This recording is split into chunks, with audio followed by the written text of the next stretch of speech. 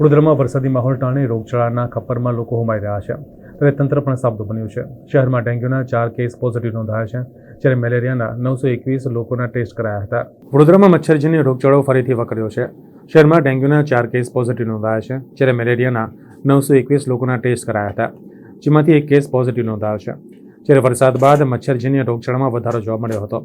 હોસ્પિટલમાં ઓપીડીની સંખ્યામાં પણ વધારો થયો છે। આરોગ્ય વિભાગ દ્વારા 32,000 મકાનોનો સર્વે કરવામાં આવ્યો હતો અને 15,000 ઘરમાં ફોગિંગ કરાયું હતું।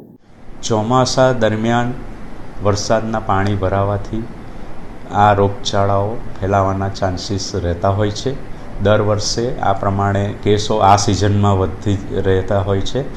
એના માટે હોસ્પિટલમાં પૂરેપૂરી સારવારની કાળજી રાખવામાં આવે છે। એના માટે જરૂર પડે અલાયદી વ્યવસ્થા પણ કરીએ છીએ અને જનતાને હું એ જ અપીલ કરવા માગું છું કે ચોમાસા પછી સ્વચ્છતાની કાળજી રાખે, પાણી ઉકાળીને પીએ, પાણીનો ભરાવો આસપાસ થતો હોય તો એ ના કરે, જેથી આપણે રોગચાળો ફેલાવતા જંતુઓને કાબૂમાં રાખી શકીએ।